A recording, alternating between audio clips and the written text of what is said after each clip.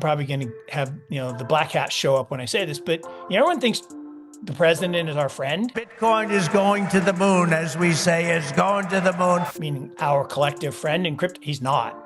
He's just not. He is definitely not. I'm a big crypto person. I'm the one that probably helped crypto more than anybody. He has a whole different agenda. It's impossible to proceed without it. We have to get this Clarity Act across the finish line. And Besant and all those guys are included in it. And it is Cantor and Tether. And there's a company that I like called Tether. It's a stable coin. There's some clandestine stuff. Today I sit down with investing expert Mark Yusko. Mark Yusko is the CEO and Chief Investment Officer at Morgan Creek Capital Management. About what's really next for Bitcoin. Well, what if I wanted to manipulate the price? I could just sell. What's really next for crypto? If you just looked at who's spending all the money, you would think XRP has this thing locked up. And how Bitcoin really gets to 1 million. Next cycle, if we added a zero, fair value would go to 1 million. People, oh my God, Mark, that's so ridiculous. I'm like, well, okay, let's back into it. Click subscribe so you don't miss conversations like this. Hit the like button and let's start. Before we started, I said, what a day to be talking about stuff. It appears there's some uncertainty, shall we say, in markets. Because of the dip. We're still dipping. Well, we're still dipping. I just think what I mean uncertainty is we have a lot of people talking about lots of different things. If you ask 10 people, you get 11 opinions. But I think what keeps happening is, you get a sharp drop and then you get some stabilization. People, oh, see, that's the bottom. And now we're going straight back up. Like, well, based on what? And then you get another sharp drop. And it's these, I'll just use Bitcoin as the reference, but you get a $5,000 move in Bitcoin in a few minutes. That's disconcerting because it raises questions like, where's all the liquidity? What? But you flip over into the traditional markets, TradFi markets, you got stocks that gapped 10, 12, 15, 20% today, right? So there's definitely uncertainty, about valuations, about liquidity. And then the other thing that is related, but not exactly related, is what's happening in the metals markets, right? You had these just parabolic moves up to end last year and the beginning of this year. And, everybody's talking about different things. But then you had this massive correction starting last Friday. And, people say, oh, they wiped out $9 trillion in 3 days. Well, kind of, but that 9 trillion never existed, right? I mean, if you tried to sell all that gold and silver at those high prices, you never would have got it. And the minute someone tried to sell even a little bit, those prices collapsed. Some would argue they were manipulated down, whatever. But then they bounced back up yesterday. The chart that scares me the most, Austin, is the picture of gold volatility right before the Weimar devaluation. So it's not the movement of the price per se, but it's the change in volatility from a regime of stable, still volatile, but stable, to unstable. And that's when fear, panic happens and things can turn ugly really quickly. So take crypto out of it in 2026. What do you see markets doing? Like, what sectors will do the best? What's in for the biggest volatility? Yeah, it's funny. We just did, and I do this every January, which is kind of a great exercise for me. It's called the 10 surprises. And, I stole that idea, borrowed that idea from Byron Wien, famous strategist for Morgan Stanley and Blackstone. And you basically, people think it's Mark's opining on his view of the world. It's like, no, just the opposite. So what you do is I spend 3 weeks, 4 weeks gathering the consensus for every asset. from stocks to bonds to real estate to commodities to digital assets to China to Europe to, Middle East, whatever. And then once you have the consensus, that's what everybody thinks, and that's mostly in the price. So let's say everybody thinks stocks are going to go up 8%, which is the consensus every single year. I mean, it's like lockstep. Well, that's not going to happen. In fact, never, like the average return on equities is 10.5% compounded per year. We've never actually had 10.5%. Like in 140 years, it's never actually been that because it's always more or less. And so the same thing happens here. When everyone assumes something, it's rarely spot on, but directionally, it's right about half the time. So the idea of a surprise is let's form the opposite of the consensus. If you get that right, you can probably do better than average.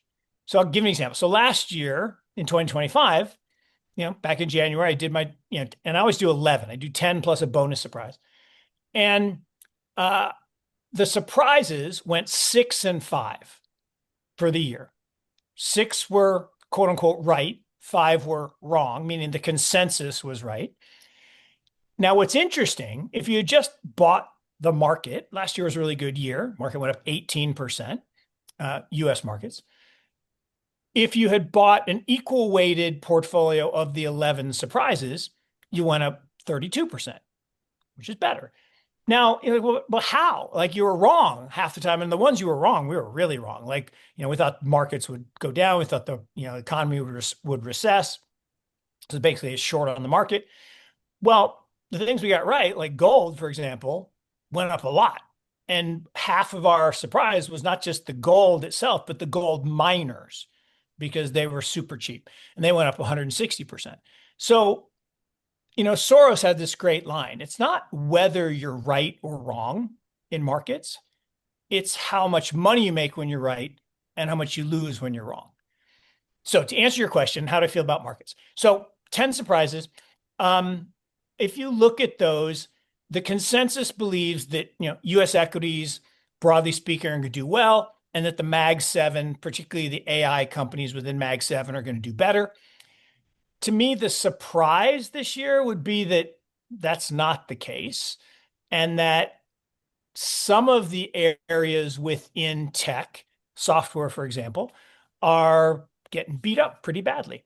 And just about every day, Oracle, CRM, all these big software companies, ServiceNow, are just shedding market cap.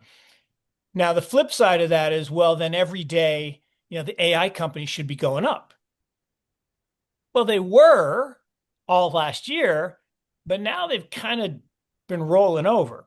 So I look at the big uglies, as I affectionately refer to them, the Microsofts and the Googles and the Metas and, the big companies at the center of all this. I just think the valuations finally kind of caught up to them. And there's certainly a couple places that will continue to do well in tech. But again, I think so much of it's already in the price. So memory is one, right? So SanDisk, everybody saw it up 750% last year, and it's up, 160% again this year. Every day seems to go limit up. I haven't seen it today, but SanDisk is a great example of a business that, wasn't even a standalone business until middle of last year when it got spun out of Western Digital. And a year ago, if you would have told people that hard drive companies were going to be some of the best performers, people would have laughed at you. But the reality is, if you had the vision to say, all those stupid cat videos that are all over the internet, they got to be stored somewhere, which means some big hard drive somewhere. So that turned out to be a really big thing. The other problem is when you're running an AI chatbot, right? And you're asking it all these questions, most of which are pretty bad use of resources. When you think of how much it costs to generate the answer that you want. Sometimes it's good, but mostly it's not a good risk reward. But the problem isn't the processor, the GPU or the CPU or the TPU or the VPU or the LPU, the processing unit. It's the memory bandwidth problem. They call it the memory wall, because you got to shift the data back and forth, and you got to store it and organize it, and then send it back to the model. And there's all this processing that goes on to come up with sometimes good answers. I'll give you one example though, Austin. So I was using ChatGPT to get ready for the presentation, and one of my surprises was on Japan. And part of the challenge in Japan is so highly indebted, they need to weaken their currency in order to stay afloat, right? That's the only way out, is to devalue the debt and pay it back in cheaper yen. So ever since 2011, they've just been weakening the yen. It's gone from 80 to the dollar to 160. But there's this new central banker in Japan, Ueda-san, who he's an academic. And he's like, no. I can have a strong yen and that won't hurt the problem. I'm like, dude, you're smoking crack. I mean, zero chance that can work. And if you strengthen the yen, the Japanese stock market's going to tank, and Japanese bond market's going to tank, and you're going to unwind the global carry trade, and that'll be a very bad thing.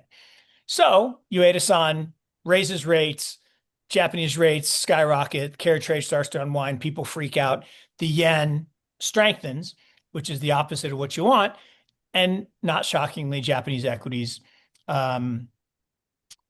do poorly. So every year I do a theme for my surprises. So my theme this year was Top Gun. I'm a huge Top Gun fan.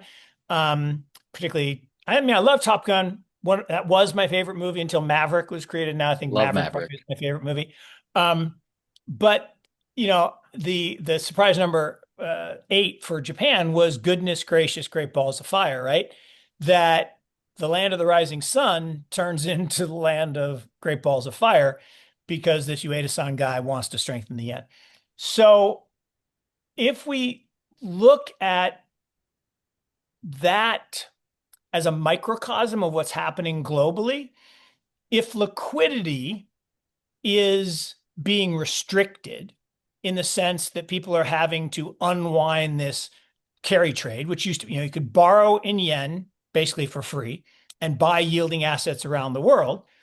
That was a pretty good trade and went for, decades.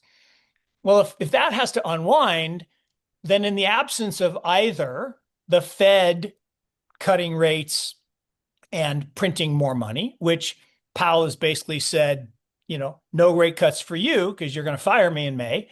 So basically, the U.S. isn't going to cut rates, and the balance sheet, was basically stable. So there was no increased liquidity. In the absence of China coming in and printing a huge amount of renminbi, which they are doing. And now President Xi yesterday says that his goal with this new 15th 4-year plan or 30-year, what do they call it? I always get this wrong. 5-year plan. The 15th 5-year plan is they want to be the world reserve currency. So the renminbi today is a world reserve currency, but the dollar is the world reserve currency. And I've been talking about this actually for a while, that I thought this was coming for a while, that China doesn't think in days or months or years. They think in decades. And their plan since, 3 or 4 years ago was their next 30 years from 2020, so I guess 6 years ago now, from 2020 to 2050 was different than their plan from 1990 to 2020. From 1990 to 2020, it was a harmonious rise. Well, that doesn't sound very threatening. And they wanted to become a, economic, prosperous socialism economy. Okay, that sounds good. Not threatening. Well, now they want to become a global superpower. That's a little different. And so now he's basically saying the quiet part out loud, which that means he wants the renminbi to be the world reserve currency. And one of the quiet little things that people aren't really paying attention to is last year was the year of tariffs, right? Every month there was a new tariff, this, that, and Trump, the art of the deal guy. And the bottom line is China was like, whatever, knock yourself out. We're just going to keep shipping you less, and we're going to ship more to Africa, Europe, Southeast Asia, and we're going to become the dominant player. And oh, by the way, we're not going to convert to dollars anymore. We're going to have them pay us in local currency or renminbi. So it just got reported this morning, U.S. trade as a percentage, U.S. exports from China to the U.S. as a percentage are down to 10%. Now, if you think about it, 30 years ago, it was all about made in China, right? We outsourced our pollution, our factory jobs, all the stuff nobody wanted to do. We sent it to China so we could buy cheap stuff. And literally, my friend's daughter 20 years ago said, "Daddy, I thought you said Santa Claus brings the presents." It's like, honey, he does. Why? Why do they all say made in China, right? And that was the thing. Well, now it's not about that. Now it's about made for China. The key to the next 30 years is taking advantage of the largest consumer class in the history of mankind, which is the Chinese middle class, right? 750 million people. That's the size of the US plus Europe together. That consumer class, out of abject poverty, into middle class, even into upper middle class, they are going to consume more than everybody else. So that's why things like, BYD automobiles and all kinds of amazing stuff is happening in China. Well, what does that all mean? Well, that means that Chinese equities are probably going to be a pretty good place. So that's another thing we're pretty bullish on. It means people that support China, right? The people have good relationships with China, like African nations or Southeast Asian nations, Indonesia, Malaysia, probably going to be pretty interesting places. In fact, for the last 20 years, it was all about the US dominance over everybody else. So US versus emerging markets was a one-way trip. Last year, for the first time in 20 years, emerging markets outperformed the US. I think that'll probably continue. Maybe it won't be 20 years this time, but I think that'll be a pretty good bet. Places like Brazil are interesting. Places like India are interesting. Now with the new trade deal, India had a big move last night. So that's a very, very long answer to the places that people have been comfortable with over the past decade, I think are going to be the least likely winners over the next decade. And that's, excluding digital assets and crypto and all that good stuff.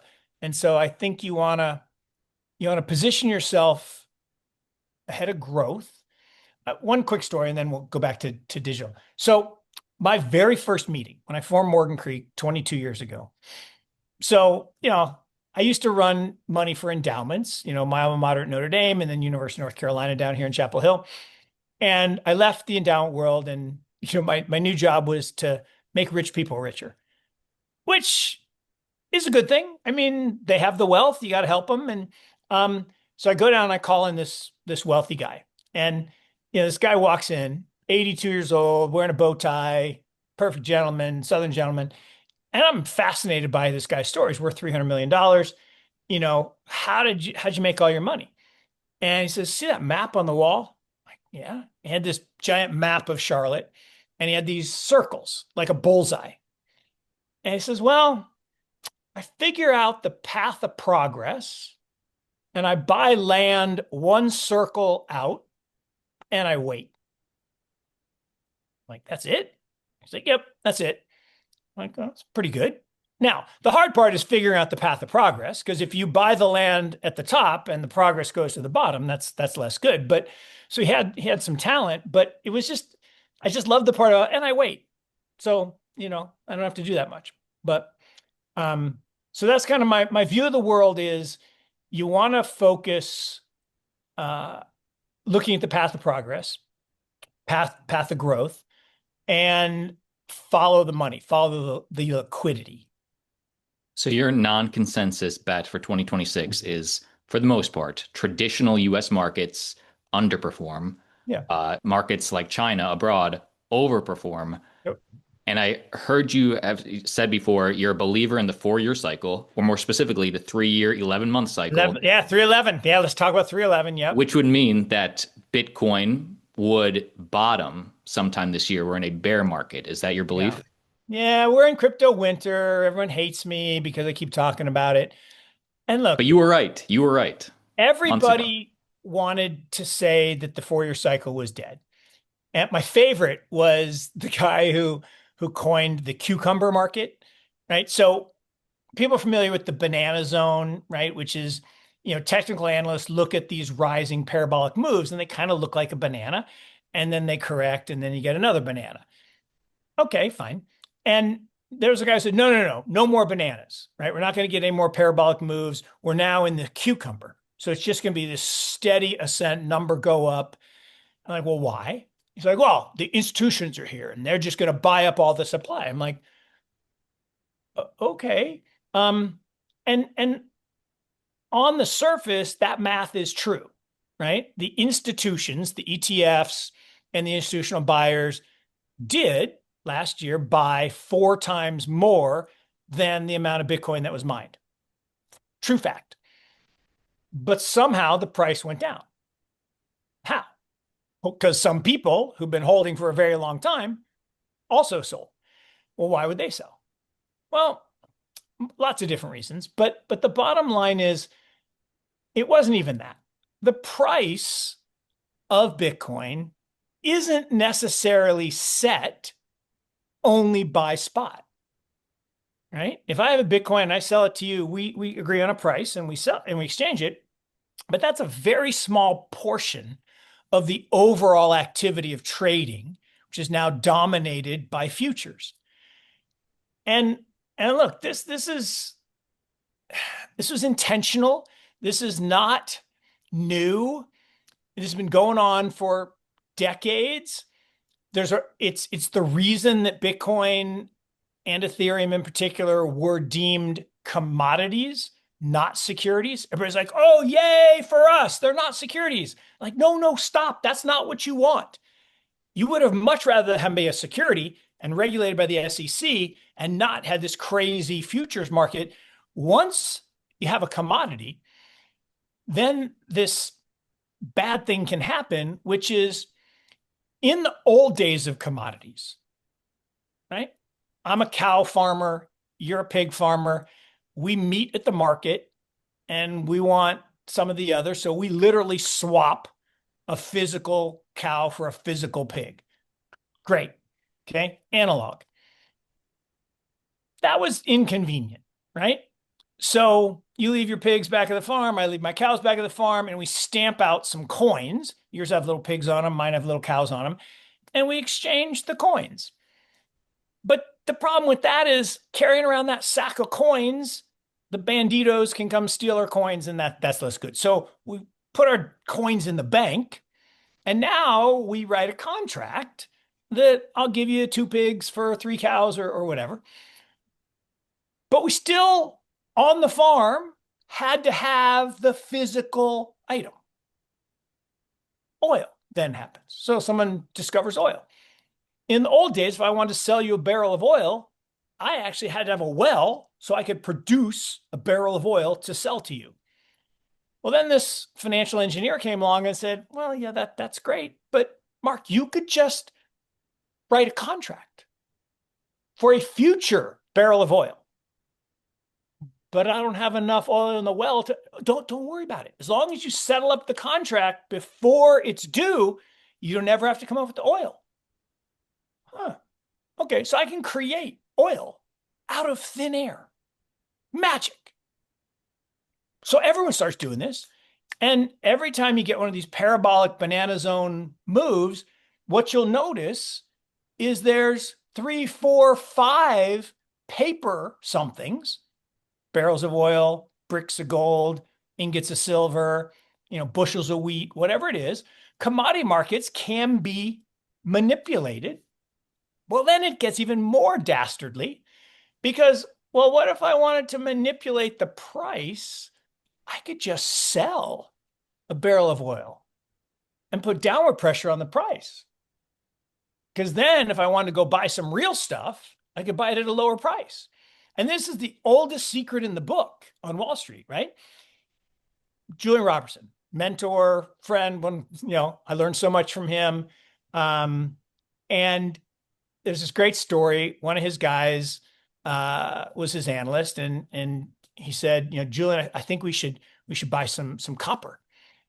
And he's like, yeah, I think it's a good idea. Copper's going to be used, electrification. He says, all right, great. I'm going to go buy some. He says, no, stop. Go short 50 million of copper. Call everyone you know and tell them we hate copper. He's like, what are you talking about? He says, we don't want to buy it high. We want to buy it low. So we want to push the price down before we buy it.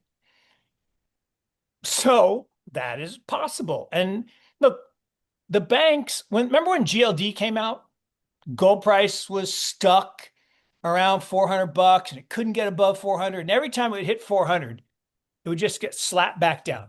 And it was stuck for years. Well, why was that? Well, every time it would get close to 400, JP Morgan was selling the crap out of futures. And so this demand that was created by GLD wasn't entering the spot market because the futures market was slapping the price down.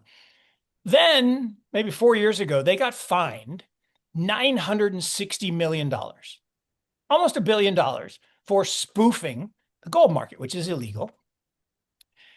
And when they asked him about it, he's like, yeah, but we made 20 billion. So yeah, whatever, it's 5%, cost of doing business. So that's kind of what's been happening in the Bitcoin market and the Ethereum market to a lesser extent. But the Bitcoin market since the introduction of the ETFs. So I love every month, every quarter when the 13Fs come out and people say, oh, look, Millennium bought $2 billion of Bitcoin, the IBIT. No, they didn't. They're long IBIT, but they're short futures because they are market neutral. They don't take directional positions. So this spoofing is going on. And again, gold from 2022 to 2025, gold was stuck around $2,000, give or take a couple $100 either side, right?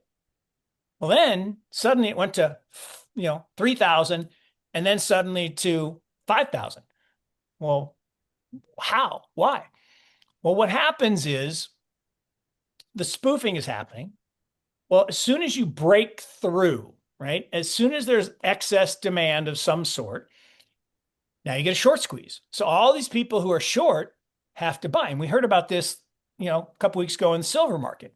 Supposedly JP Morgan was short 2 times global silver. That's a lot. And so they had to go buy. Well, if you have to cover a short sale, you don't get to pick your price because the person who's going to sell you the next one is going to charge a higher price. And so the price goes totally parabolic. And so that's what happened with gold. That's what happened with silver. At some point, it'll happen with Bitcoin again. But the problem is fair value today, 80,000, 81,000. It was 90, but then we had to shut down a bunch of hash rate because of the storms, and transaction volume fell, and the price fell. And when the price falls, people freak out. So Metcalfe's law model that Tim Peterson runs, 81,000. Well, we've been right around 80,000 for a while. And if we just keep slapping that down, we run the risk of, if you think about the 311 cycle, so let's go back and talk about 311. So 311 is the 4-year cycle. It's 3 years and 11 months because it's not a calendar cycle. It's a block cycle. I don't remember if it's 40,000 blocks or whatever the number is, but it's the number of blocks. And that happens to be 3 years and 11 months. So December 2017, November 2021, October 2025.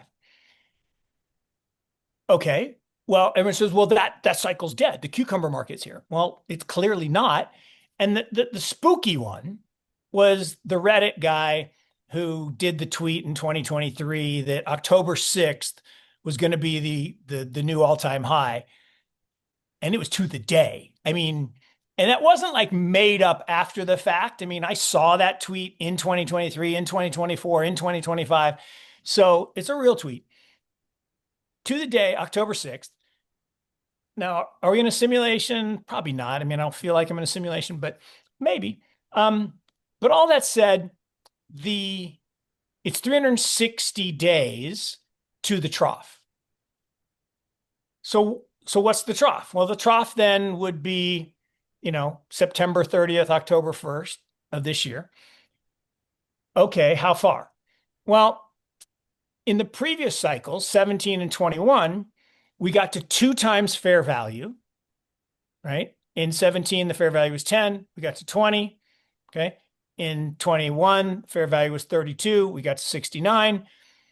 When you're 2 times above fair value, you're going to fall at least 50.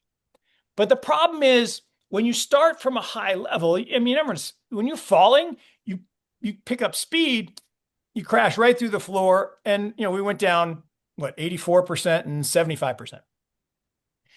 This time we only got to 126. At the time, the fair value was closer to 90.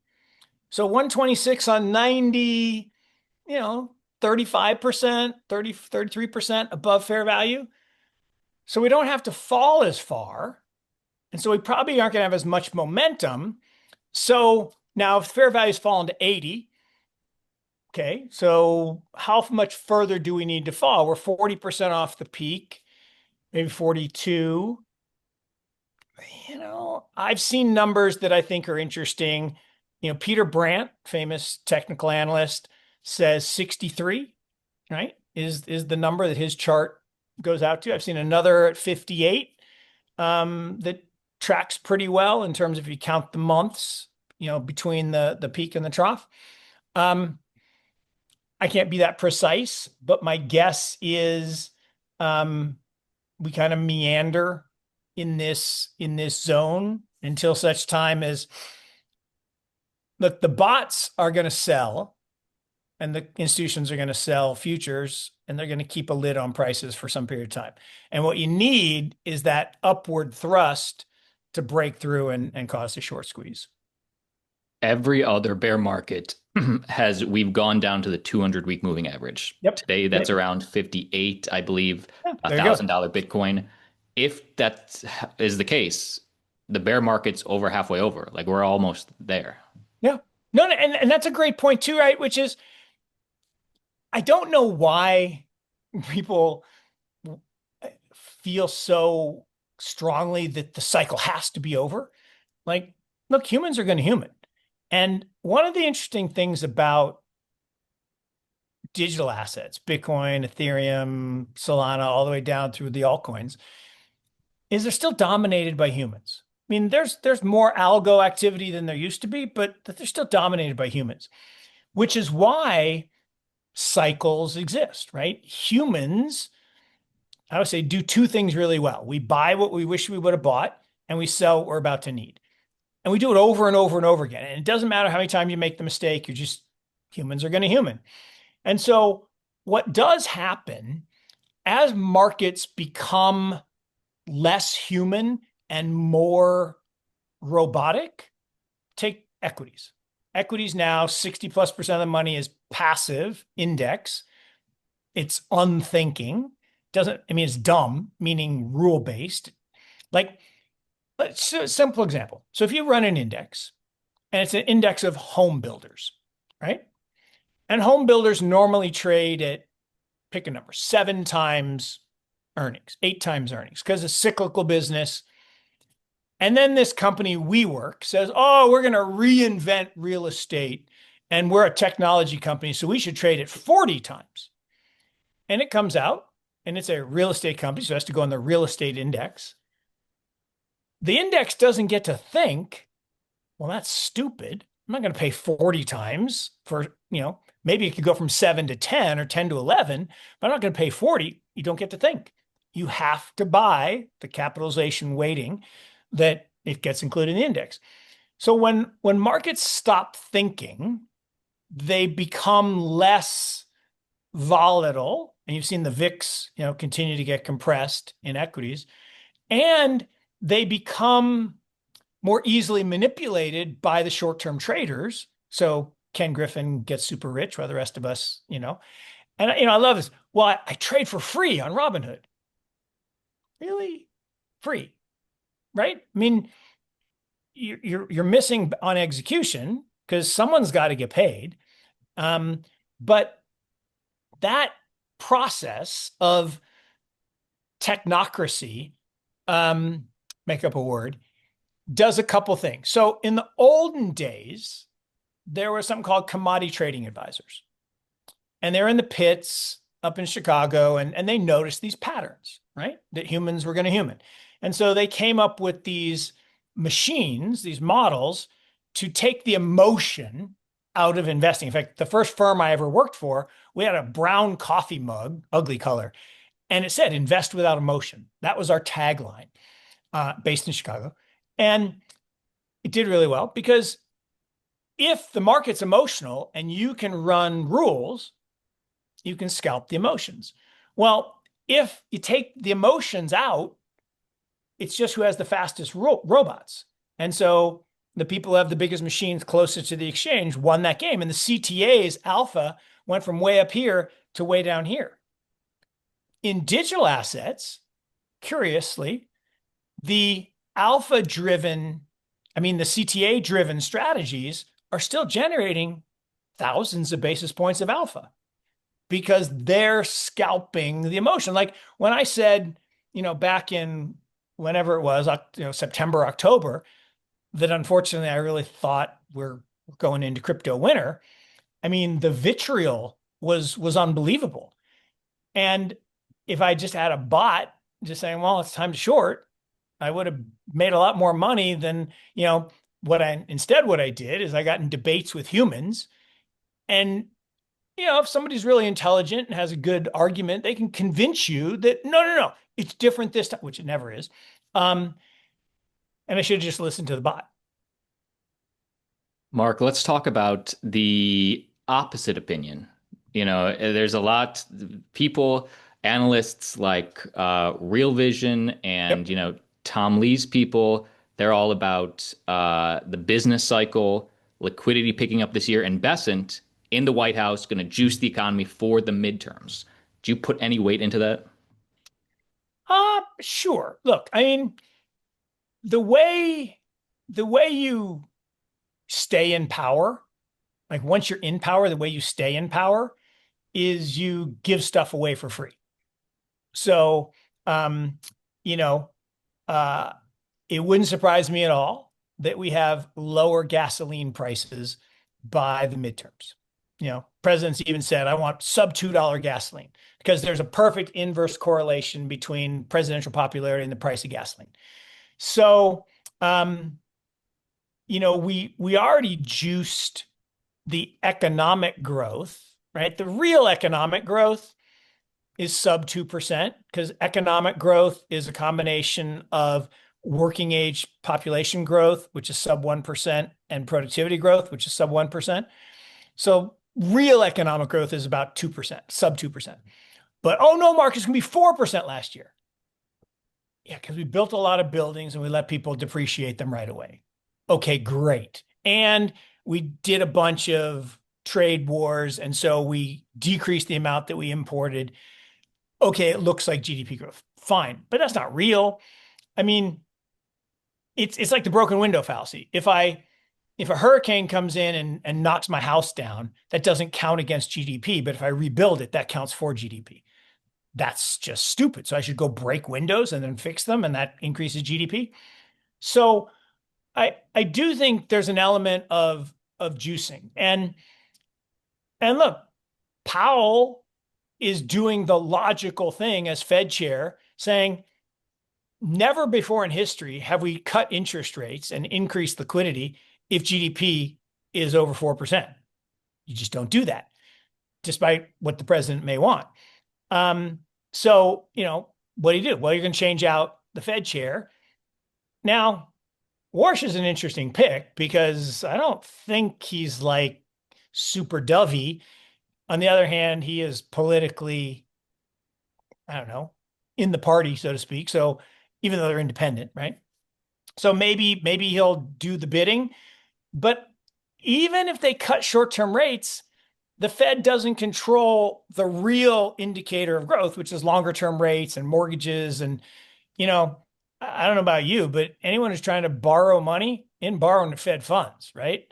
Prime rate's still high, mortgage rates are still high. Credit, I had no idea because I haven't, I used to in my early days, I literally lived credit card to credit card. I would borrow from one credit card to pay off the other one. I mean, life was interesting. I don't do that anymore, thankfully, touch wood. But for whatever reason, I looked at my credit card statement the other day, and I think I have pretty good credit, but my credit card interest rate is 28%. Now I don't pay it because I don't keep a balance, but I'm like, if I have 28%, what the hell does someone with bad? He said, well, it doesn't really matter. It's all the same. Everyone's paying. I'm like, holy shit. I mean, think about how hard it would be to get out from under a 28% rate. Or 75% of car loans are not, zero. They're 12, 15, 18, 22% subprime.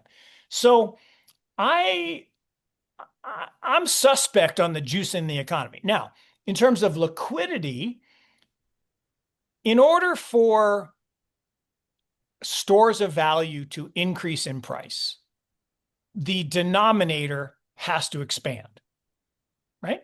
1 ounce of gold has been 1 ounce of gold for 5,000 years, right?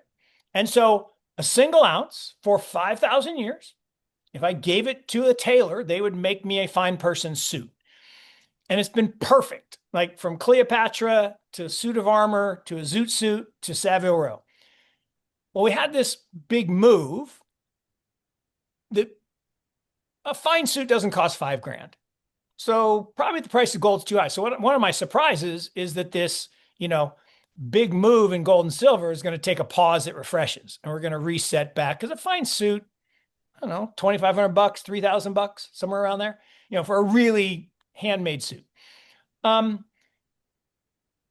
an ounce of gold has never changed. It's still an ounce of gold. But the number of units of currency that we have to exchange for changes. Same thing with Bitcoin. One Bitcoin is one Bitcoin. So Bitcoin doesn't go up. The currency we buy it in goes down.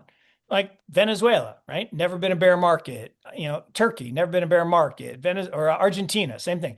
When you're devaluing your currency, the price of this store of value goes up. So money supply is growing 4.2, 4.3%. Okay, that's not that exciting.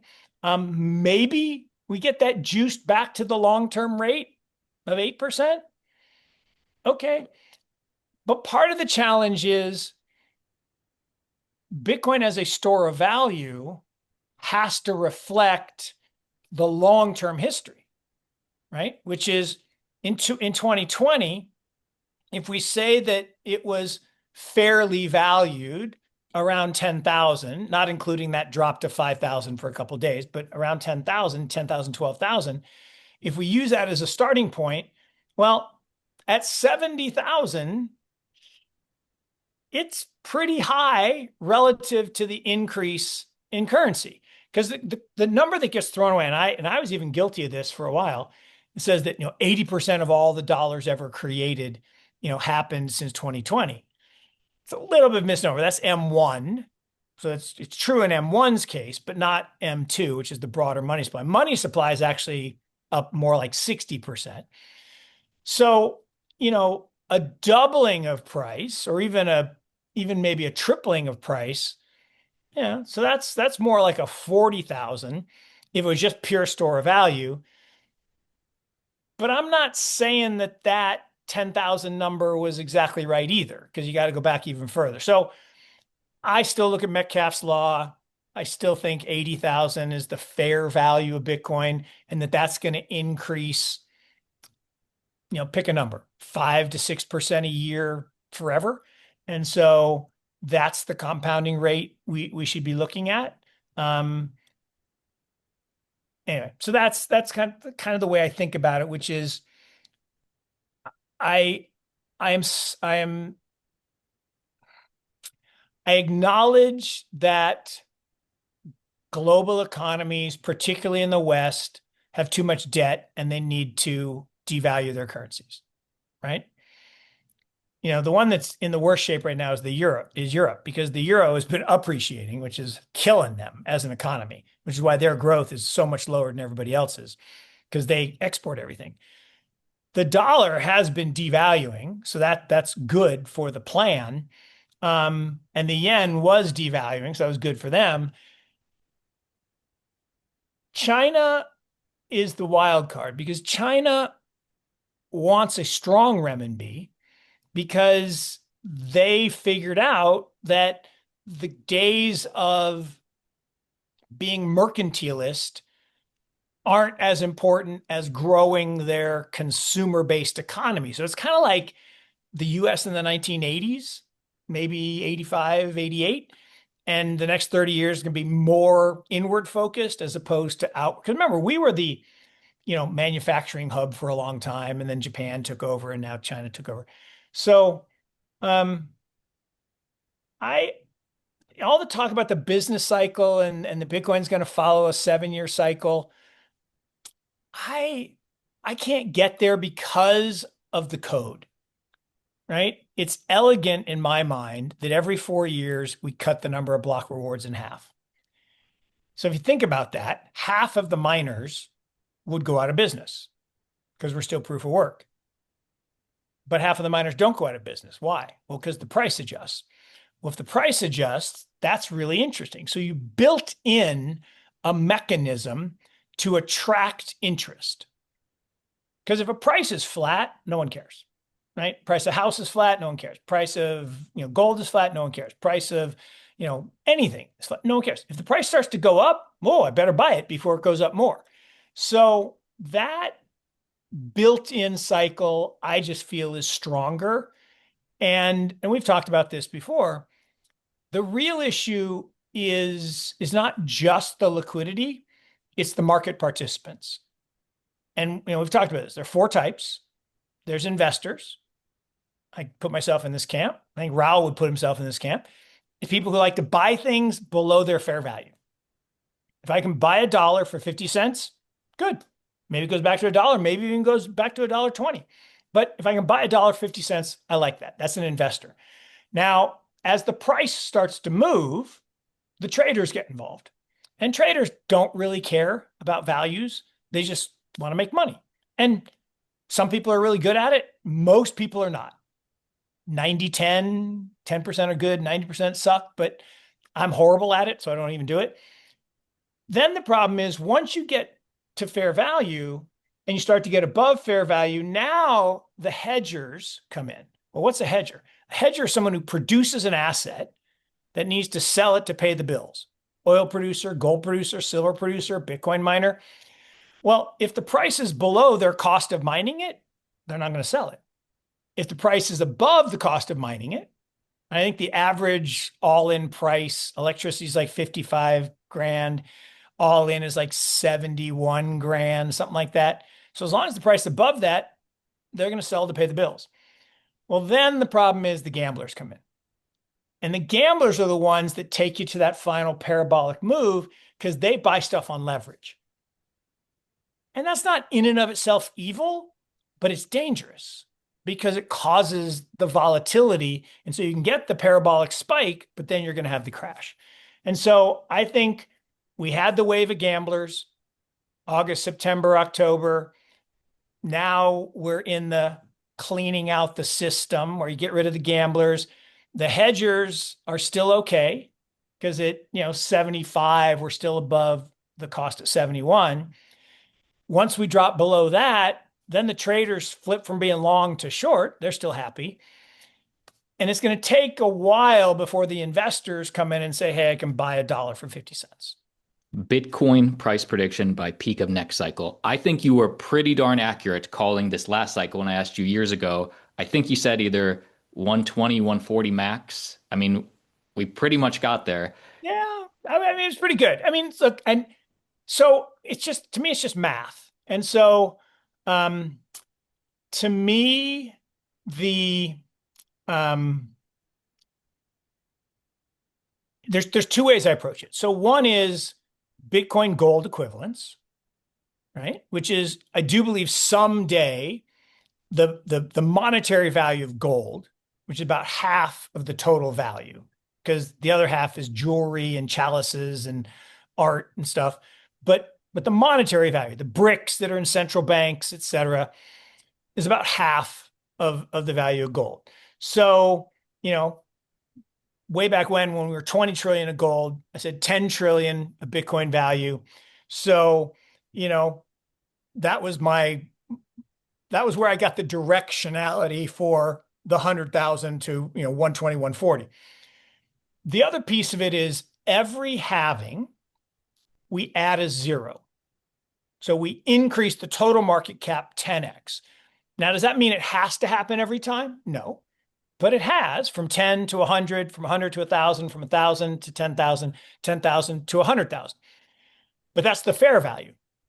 But inevitably, we go above fair value. So when it was at 10,000, we got to 20, and at 100,000, I thought, we'd get not all the way to 200, but 150 maybe.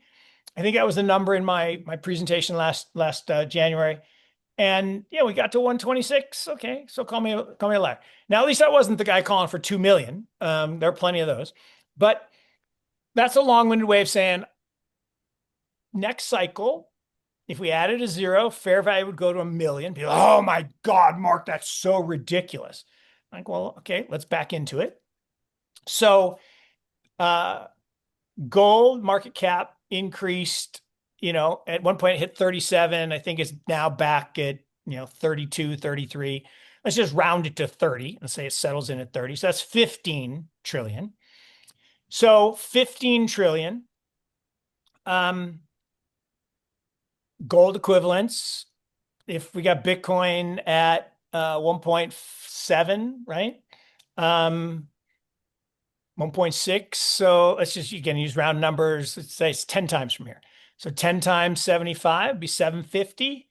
It's a little light. I'm okay with that. So I'm pretty comfortable that the next cycle peak, which would be, 29, and it would be, September 29,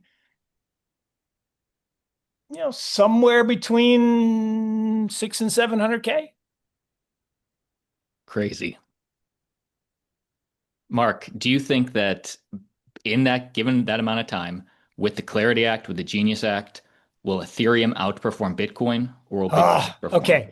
This is a longer conversation, but the Genius Act, very good for Ethereum, because it basically said, if you're not Tether or USDC, you don't count.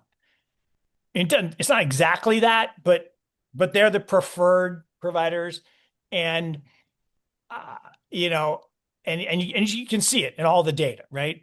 All the data is the Ethereum growth continues and everyone else is playing catch up. It doesn't mean there won't be stable coins on other chains. So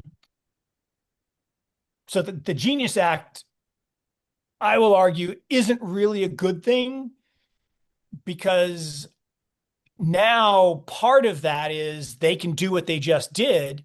They can go to Tether's office and say, we're seizing those coins from those Iranian wallets. That's not the decentralization we all envisioned, right? And the fact that you're going to, if they outlaw self-custody in, the Clarity Act and say you have to put it at Coinbase or, Kraken or someplace like that, and then we can go in and take it, that's less good. So that's a whole different guy. So I'm an okay supporter of the Genius Act. I don't love it, but I don't hate it. I hate the current market structure Clarity Act. And, the fact that Brian Armstrong was labeled public enemy #1 last weekend by Wall Street means that we should all be very afraid of the bill as it's currently passed. And, I'm probably going to have, the black hat show up when I say this, but everyone thinks the president is our friend, meaning our collective friend in crypto. He's not. He's just not. He is definitely not. He he has a whole different agenda, and Besant and all those guys are included in it. And it is Cantor and Tether, and there's some clandestine stuff, but it's all about preserving the dollar hegemony and preventing Xi's vision of the world. And the real problem is in the old days, right? You secured the currency through military force. The future, again, my belief, and I think China figured this out, is the future you secure it with chips, not ships. Which is, we have this big DRAM problem and NAND problem and SanDisk going like this. So who this morning announced that they're going to start producing, memory chips to Chinese companies? Interesting. Now, are people going to buy Chinese memory? Are they worried about bugs well, I don't know. We use TikTok every day. Everybody seems fine with that. So I think there's a more sinister agenda going on than people think. And the Clarity Act as written is a non-starter because it takes us down the path of CBDCs and centralization and control and the digital gulag that I want to avoid. So hopefully it'll get changed. Hopefully Brian fights the good fight. But I still believe Ethereum, despite the fact that it's more expensive and slower than Solana and others, it wins because it has more developers, it has more activity, it has more tech debt. There's more things already built on it. And here's the interesting thing. If you just looked at who's spending all the money, you would think XRP has this thing locked up because, he's been trying to buy his way in to being the base layer for, the old system, but no one seems to be adopting it. And Chainlink seems to quietly be, making roads. I mean, New York Stock Exchange didn't say the word Chainlink, but they kind of implied it for RWA. But despite all the talk, if I look at volume on Ethereum, and the other thing is the gas prices on Ethereum have dropped dramatically, which means it could function. And that's just the way scaling works, right? When you have a small system, you got a fixed amount of gas, it's a high percentage. If the scaling powers it, that percentage falls.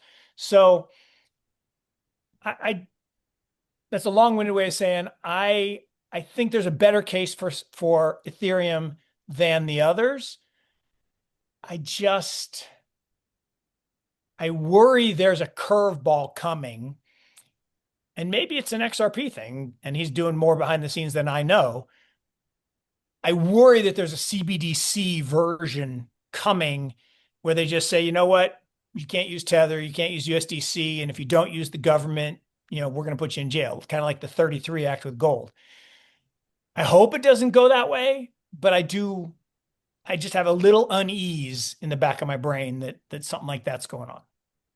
Mark, two final questions. These have nothing to do with cryptocurrency, but just investing in general. If a 30-year-old today had maybe $5,000 or $10,000 and they wanted to get to $100,000, what are practical steps or types of investment that you would take? And just because we are talking about more complex financial advice, this will be in the members section of our channels, only for members, because this is more complex, specific advice. Hop on over, join us there.